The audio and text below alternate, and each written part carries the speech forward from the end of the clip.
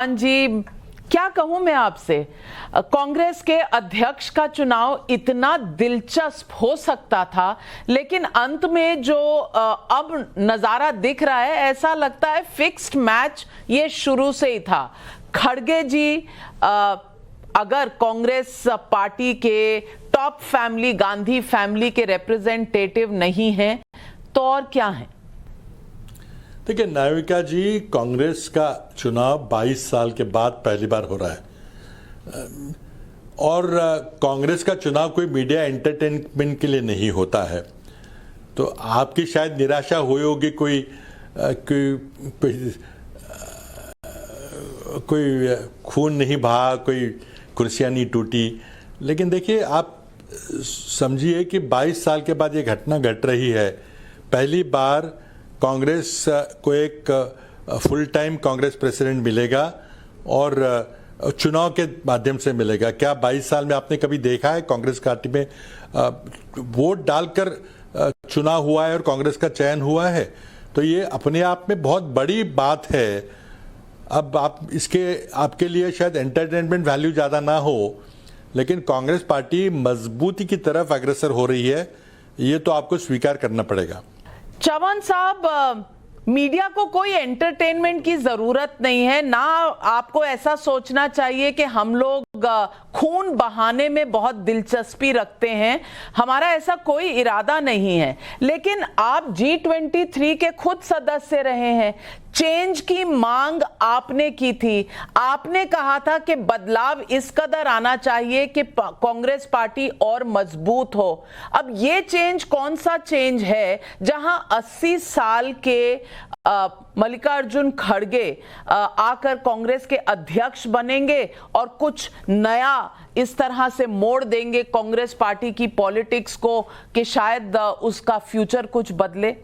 देखिए नाविका जी, आप कुछ शब्द मेरे मुंह में मत डालिए। जब अगस्त 2020 में हमने खत लिखा था, इसका कारण ये था कि राहुल जी ने अचानक अपने पद से इस्तीफा दिया था और 1 साल से एक अंतरिम व्यवस्था चल रही थी। उस समय हमने सोनिया जी से मिलने की गुजारिश की, लेकिन मुलाकात नहीं हो सकी।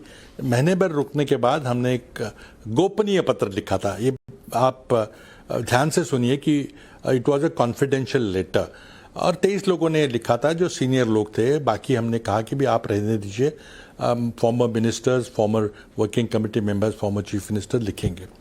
लेकिन लेटर लिखने के बाद वो अचानक प्रकट हो गया, किसी ने उसको लीक कर दिया। अगर हमें लीक करना होता तो हम शायद प्रेस कॉन्फ्रेंस लेके ही लेटर आप सबके सामने प्रस्तुत करते। लेकिन उसके बाद वर्किंग कमेटी हुई, कुछ लोगों ने कहा ये तो बगावत है, इस तरह से कैसे आप लेटर लिख सकते हैं, क्या कर सकते हैं। लेकिन सोनिया जी समझ गई कि ऐसी कोई बात नहीं थी। उन्होंने कुछ दिन के बाद, 3-4 महीने के बाद हमें सबको बुलाया। 19 लोगों की एक बैठक, प्रदीर्घ बैठक हुई, 5 घंटे 10 जनपद में हमारी बैठक हुई। कोविड तो था ही, तो दूर दूर बैठ के हमने बात की। हमारे दिल में जो भी कुछ विचार थे कांग्रेस पार्टी को मजबूत करने के लिए, हमने सब अपने विचार रखे। हमें रखने का पूरा मौका मिला 5 घंटे तक। और उस मीटिंग के पश्चात सोनिया जी ने स्वीकार किया कि हम तुरंत एक शिविर करेंगे और कांग्रेस पार्टी के चुनाव होगा और कांग्रेस पार्टी का अध्यक्ष चुनाव के द्वारा उसका चयन होगा।